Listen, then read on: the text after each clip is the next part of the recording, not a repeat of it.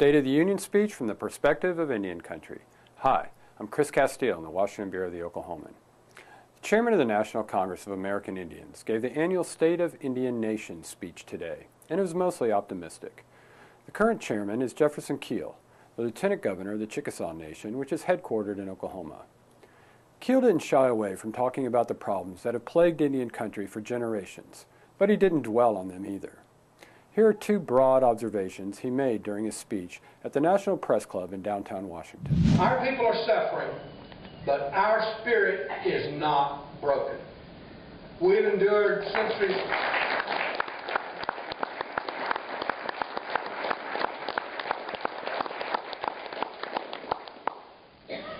We've endured centuries of neglect and abuse, yet we remain steadfast in our journey toward self-reliance. Sovereignty is the path to solutions. Sovereignty matched by the resources we need. Indian nations are proud to contribute to the strength and diversity of America. In that spirit, I'm pleased to report that the state of Indian Nation are strong, and we're growing stronger every day. At the same time, we have much work to do, and now is the time to take action. Our great hope is that next year will be like this past year, one of achievement. Keel outlined some steps that he wants the federal government to take to improve life in Indian country and make it easier for tribes to work with the federal government. He wasn't asking for handouts. His overriding message was that self-determination is the key to tribal success, and that the federal government should listen to the voices of tribes before designing programs that affect them. When tribes govern themselves in much the same way as states and communities do, the benefits accrue not only to Indian country, but to all Americans.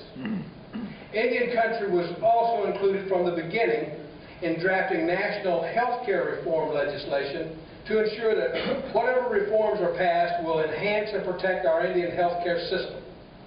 Congressional leadership has recognized that when national policies with significant impact on tribes are considered, Indian country must be at the table. We're welcome.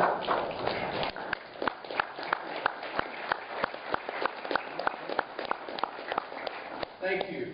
We're welcomed into the policy-making process early, and it makes a big difference. We're able to propose solutions that work best for the unique circumstances of Indian country, rather than trying to adapt policies that did not take our needs into consideration and never worked. I'll close with 3 points. First, to be sovereign is to exercise the right to govern and to protect the health, safety, and welfare of tribal citizens. We seek a growing government-to-government relationship with Washington. We come as participants, contributors, and fellow players, and we aim to be competitors and leaders.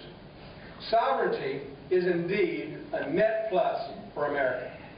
Second, self-determination is a path to economic revitalization and cultural diversity, to overcome unemployment, declining education, crime, and other challenges. Finally, we ask the administration to address 7 clear and important matters as a way to further strengthen our nation-to-nation relationship and improve life in Indian country.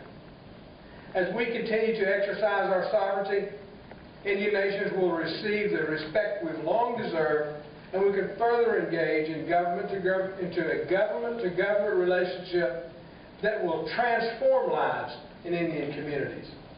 That is our most basic goal, and it will benefit Native people and all Americans for generations to come.